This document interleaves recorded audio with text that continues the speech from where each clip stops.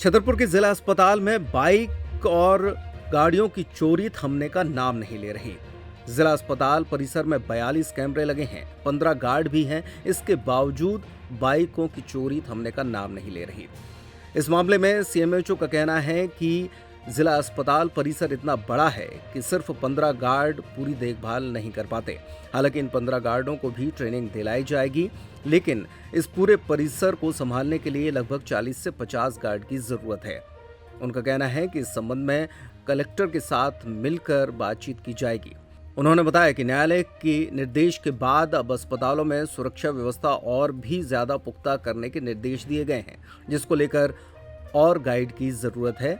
इस मामले में कलेक्टर के साथ बैठक करके उनसे डिमांड की जाएगी कि अस्पताल परिसर में लगभग 40 से 50 गार्डों की जरूरत है। इन गार्डों की भर्ती हो जाने के बाद हो सकता है कि चोरियों में कमी आ सके। चोरियां हो रही हैं और हमारे गार्ड देख भी रहे हैं।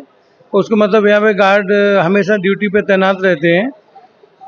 हमारे यहाँ 40 गार्ड तो नहीं, 14 गार्ड हैं। 14 गार्ड हैं यहाँ पे, और 14 गार्ड की हम रोटेशन में ड्यूटी लगाते हैं और डिपार्टमेंट बाई ड्यूटी लगाते हैं। तो अभी इस संबंध में सुप्रीम कोर्ट के आदेश से कलेक्टर साहब ने एक मीटिंग ली थी। तो मध्य प्रदेश शासन के निर्देश थे कि अस्पतालों की सुरक्षा व्यवस्था, किसी तरह की यहाँ पे यौन हिंसा ना हो या कोई जो सेक्सुअल हरासमेंट वगैरह वाले, इसमें मीटिंग कलेक्टर साहब द्वारा ली गई थी। तो इसमें ये हमने, हमारे सिविल सर्जन महोदय और मैंने ये पक्ष कलेक्टर साहब के सामने रखा था कि जो वर्तमान में 14 गार्ड हैं और हमारे यहाँ जो पेशेंट आते हैं ओपीडी, जिस हिसाब से जितना बड़ा इंफ्रास्ट्रक्चर है, तो उसके लिए हमें कम से कम 40-50 गार्ड की ज़रूरत है।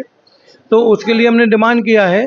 अब ये चोरियों के बारे में तो हमारे गार्ड नहीं देख पा रहे, इसके लिए हम और अभी सिविल सर्जन महोदय के साथ एक मीटिंग लेंगे और उन गार्डों की हम ट्रेनिंग भी प्लान कर रहे हैं, उनको ट्रेनिंग कराएंगे, इस पर चर्चा भी करेंगे। तो भविष्य में इस तरह की शासकीय संस्थाओं में चोरी ना हो, इसके लिए पूरे प्रयास हमारे द्वारा किए जा रहे हैं और भविष्य में इस पर हम विशेष ध्यान रखेंगे, इस पर फोकस भी करेंगे कि हमारे यहाँ चोरियों की घटना रुक जाए।